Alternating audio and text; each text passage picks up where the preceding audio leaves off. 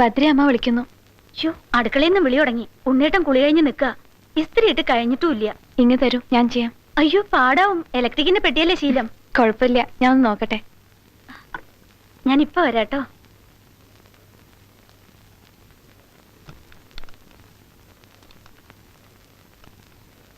ആരാ മോളെ കൊണ്ട് ഈ പണി ചെയ്യിക്കണേ?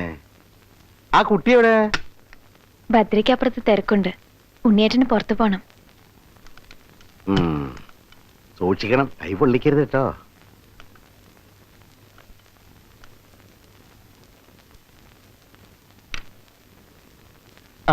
എന്താ ഇത്? ഭദ്ര ഇല്ലേ അവിടെ? ഭദ്രയ്ക്ക് എന്തൊക്കെയാ ജോലി? കുറെ ഞാനും ഷെയർ ചെയ്യാന്ന് വെച്ചു. കൂടാ റെഡി. ഇനി മുത്തശ്ശന് മൂർക്കാൻ വേണം അല്ലേ? അത് ഓക്കെ. അവിടെ നല്ല കോച്ചിങ് തന്നിരിക്കുന്നല്ലേ? ഇതൊക്കെ കണ്ട് മനസ്സിലാക്കിയതാ. ഇപ്പൊ ഉണ്ണിയേട്ടന്റെ റൊട്ടീനൊക്കെ എനിക്കറിയാം. എന്താ ഇത്തിരി ബഹുമാനം തരാന്ന് കരുതിയത്? പേരിന്റെ കൂടെ ഒരു ഏട്ടൻ ചേർന്നിരിക്കണ്. അതിനൊരു ഭംഗിയുണ്ട്, ഉണ്ണിയേട്ടൻ വിളിക്കാൻ. എല്ലാം പെർഫെക്റ്റ്. മുറുക്കാൻ വരെ ചുറ്റി കൊടുത്തിട്ടുണ്ട്. നാണുവാരുടെ ഇൻസ്ട്രക്ഷൻ കിട്ടി അതുണ്ടാക്കാൻ.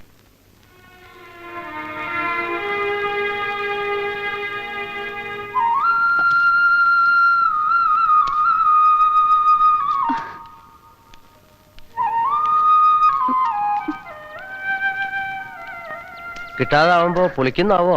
ഹേയ് ഇല്ല, ഒരു നുള്ള നാക്കിൽ കിട്ടി. സ്വാദ് പിടിച്ചു പോയി. ഇതാ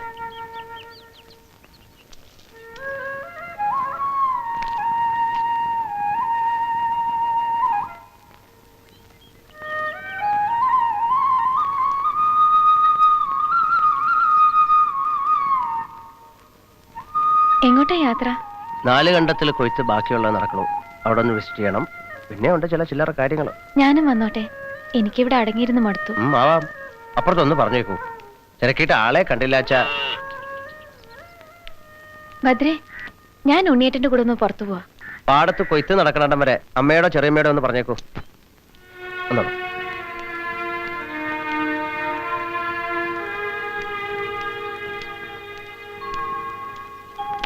നടക്കങ്ങോട്ട് വച്ചിട്ടുണ്ടോ നിനക്ക്? നന്ദമോൾ എവിടെ ലക്ഷ്മിക്കുട്ടിയെ? ഉണ്ണിയുടെ കൂടെ പാടത്തേക്ക് പോയത്രേ. ഓ, ഈ വെയിലത്ത് അയക്കുണ്ടായിരുന്നു. പാടത്തും തൊടിയിലൊക്കെ നടക്കാനുള്ള കൊതിയാ. ആദ്യായിട്ടല്ലേ ഇതൊക്കെ കാണുന്നേ. ഇപ്പൊ ഇത്തിരി ഉത്സാഹമൊക്കെ വന്നിരിക്കുന്നു. പതുക്കെ കഴിഞ്ഞതൊക്കെ മറന്നു പോണുണ്ടാവും. ഉണ്ണിയുടെ ഒരു വർത്താനം പറച്ചിലും ഒക്കെയാ ഒന്ന് തെളിച്ചം വരുത്തിയെടുത്തത്. അതെ, ഉണ്ണിയുടെ ചുറ്റുവട്ടത്തുണ്ട് എപ്പോഴും. നീ എന്താ ചിരിച്ചേ? ഹേയ്, ഒന്നുമില്ല. എന്താ പറയണേ രണ്ടാളും? ഒന്നുമില്ലമ്മേ, നമുക്ക് അകത്തേക്ക് പോവാം.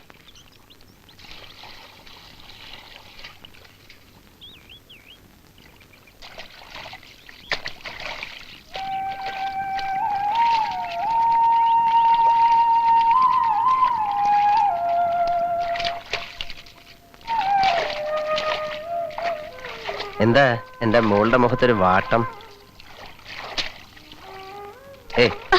വേണ്ട കേട്ടോ. എന്തു പറ്റി? ഒന്നുമില്ല. അല്ല, എന്തുകൊണ്ട് ഈ മുഖം കറുത്താലും വെളുത്താലും എനിക്ക് അറിഞ്ഞൂടെ? ഹാവൂ, ഈ തിരക്കിനിടയിലും എന്റെ മുഖം ശ്രദ്ധിക്കുന്നുണ്ടല്ലേ? നിന്റെ മുഖം ഞാൻ പ്രത്യേകം ശ്രദ്ധിക്കണോ മോളെ? അതെന്റെ ഉള്ളിൽ തന്നെ ഇല്ലേ? ആ വിശ്വാസം നിനക്കില്ലേ? എനിക്കങ്ങനെ ചില വിശ്വാസങ്ങൾ മാത്രമേ ഉള്ളൂ. ഉണ്ണീട്ടൻ തന്ന വിശ്വാസങ്ങൾ. അതിൽ പിടിച്ചല്ലേ ഞാൻ ജീവിക്കണത്. ഇന്നലെ തൊട്ട് നടക്ക ഞാനൊരു വിവരം പറയാൻ. കാറൽ മണ്ണിന്നൊരു കത്ത് വന്നിരിക്കണു. അങ്ങോട്ട് ചെല്ലണം എന്ന് പറഞ്ഞ് കരണേട്ടൻ എഴുതിയതാ. എന്തിനാണെന്ന് എനിക്കറിയാം. പോയാല് കഴിഞ്ഞ കുറി അച്ഛമ്മയെ കാണാൻ ചെന്നപ്പോ അയാളുടെ കയ്യിൽ നിന്ന് എങ്ങനെയാ രക്ഷപ്പെട്ടു വന്നതെന്ന് എനിക്കേ അറിയൂ. ദുഷ്ട. ഒരിടത്തേക്ക് നിന്നെ ഞാൻ അയക്കില്ല. എന്നെന്താ ഈ 2 കൈക്കുള്ളിൽ ഇങ്ങനെ സൂക്ഷിക്കും. പിന്നെ എന്തിനാ എന്റെ മോളെ നീ പേടിക്കണേ?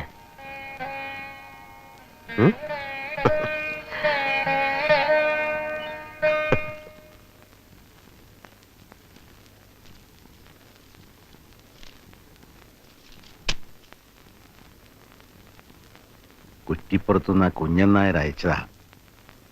അയാൾ പണ്ട് ഉണ്ണിക്കൊരു ആലോചനയുടെ കാര്യം പറഞ്ഞ ഓർമ്മയുണ്ടോ ജാനുവിന്? ആ തഹസിൽദാരുടെ മോള്. അവരിപ്പോഴും കാത്തിരിക്കുക നമ്മുടെ ഒരു മറുപടിക്ക് വേണ്ടി. ഉടനെ നടത്തിയില്ലെങ്കിലും അവർക്കൊരു വാക്ക് മതിന്നാ. ഏട്ടനോട് ഞാനൊരു കാര്യം പറയണമെന്ന് വിചാരിച്ചിരിക്കുകയായിരുന്നു. അത് പാടുണ്ടോന്നറിയില്ല. ഉണ്ണിക്ക് നമ്മൾ വേറെ പെണ്ണ് അന്വേഷിക്കണോ? അപ്പുവിന്റെ പെണ്ണായിട്ട് വരുമെന്ന് കരുതി നമ്മൾ.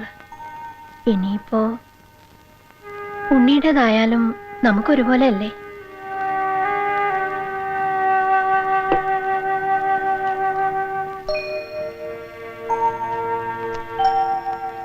അതിപ്പോ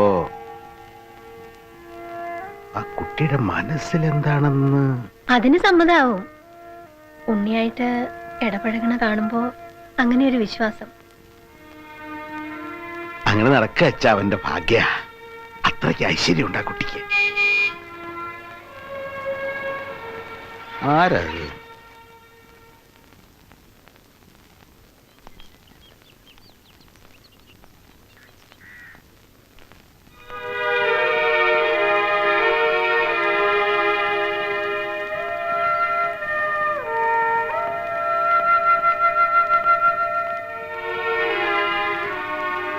ബാംഗ്ലൂരിൽ നിന്നാണ്. പേര് ഹസൻ. നരേന്ദ്രന്റെ ഒരു അറിയാം, ഹസൻ ഭായ്. അപ്പൊ ഒരുപാട് പറഞ്ഞിരിക്കുന്നു. ഗംഗോത്രി എന്ന് പേരുള്ള ഒരു കഫ്തീരി നടത്തുന്ന ആള്. ഉവ്. അപ്പോ വിശദമായി തന്നെ പറഞ്ഞിട്ടുണ്ട്. ഉണ്ട്. അവനില്ലാതെ ഇങ്ങനെ കാണേണ്ടി വരുന്ന ദിവസം തിരിച്ചറിയാൻ നമ്മൾ ബുദ്ധിമുട്ടെന്നുള്ള നിർബന്ധം ഉണ്ടായിരുന്നിരിക്കണം. വരിക, വാ മോളെ.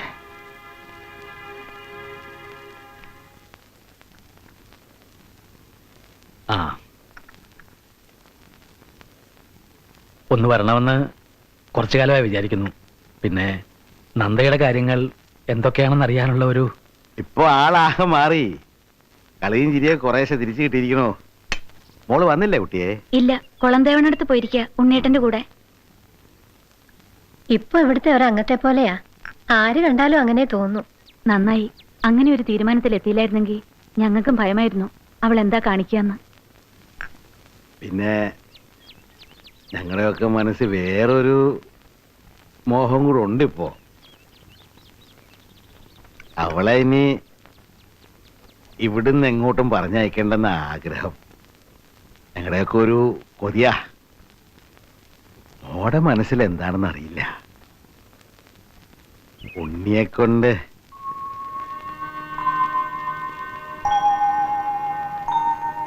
നരേന്ദ്രന്റെ നന്മയും വിശുദ്ധിയും ഈ ലോകം അർഹിക്കുന്നില്ല എന്ന് കരുതിയിട്ടാവണം സർവശക്തൻ അവനെ തിരിച്ചു വിളിച്ചത്. ഒരൊറ്റ ദുഃഖം മാത്രമേ അവിടെ അവനെ വേദനിപ്പിക്കുന്നുണ്ടാവൂ. അത് നന്ദയാണ്. അവൾക്കൊരു ജീവിതം വേണം. അവൾ അനാഥയായി പോകരുത്. ആ മനസ്സ് നിങ്ങൾ അറിഞ്ഞല്ലോ. അവളെ സ്വീകരിക്കാൻ ഈ വീടിനേക്കാൾ അർഹതയുള്ളൊരിടം വേറെ എവിടെയാ ഉള്ളത്? നന്നായി.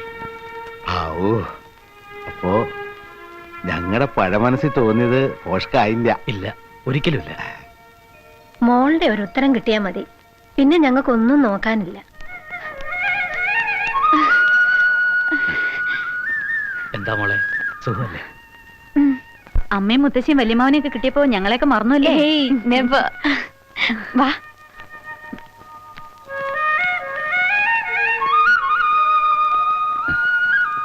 സന്തോഷായി. നിങ്ങളെല്ലാവരും കൂടി അവൾക്ക് പുതിയൊരു ജന്മം കൊടുത്തല്ലോ. മനസ്സ് നിറയെ സന്തോഷായി.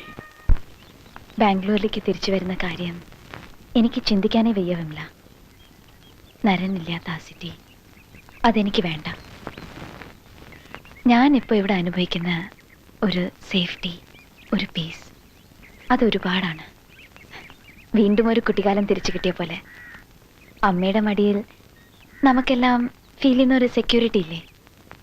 ഈ വീട് എനിക്കതാ തരുന്നത്. എത്ര നാളെന്ന് ഞാൻ ആലോചിക്കുന്നേ ഇല്ല. ചിലപ്പോൾ മരണം വരെ, അല്ലെങ്കിൽ ഈ വീട് വിട്ടിറങ്ങുന്നതായിരിക്കും എല്ലാ അർത്ഥത്തിലും എൻ്റെ മരണം. എനിക്ക് മനസ്സിലാവുന്നു നന്ദ. എനിക്കും ഹസൻ ബായിക്കും നിന്നെ സ്നേഹിക്കുന്ന എല്ലാവർക്കും ഇപ്പൊ സന്തോഷമാണ്. അത് നീണ്ടു നിൽക്കണമെന്നാണ് ഞങ്ങളുടെ പ്രാർത്ഥന. പിന്നെ ഈ വീട് നിന്നെ ഒരിക്കലും നഷ്ടപ്പെടാൻ തയ്യാറല്ലെന്നാ പറയുന്നത്. അമ്മയും വല്യമ്മാവനും അവരുടെ ഒരു ആഗ്രഹം പറഞ്ഞു.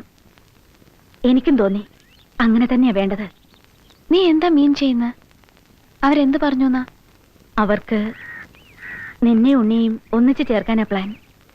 വിമല, നീ എന്താ പറഞ്ഞത്? എന്താ വിമല, നിനക്കെല്ലാം അറിയാവുന്നതല്ലേ? നരന്റെ സ്ഥാനത്ത് അതെങ്ങനെ കഴിയും മറ്റാരും അല്ലല്ലോ, ഉണ്ണിയല്ലേ? എന്ന് കരുതി കാഴ്ചയിലെ സാമ്യത്തിനപ്പുറത്ത് അവർ രണ്ടും രണ്ടല്ലേ? നോക്കൂട്ടി, നീ പെട്ടെന്നൊരു തീരുമാനത്തിലെത്തണമെന്ന് ഞാൻ പറയില്ല. പക്ഷേ ഈ വീട്ടിൽ നീ ഇപ്പൊ അനുഭവിക്കുന്ന മനസമാധാനവും സന്തോഷവും അതെന്നും നിലനിൽക്കാൻ പതുക്കെ സമയമെടുത്ത് നീ ചിന്തിച്ചു നോക്ക്.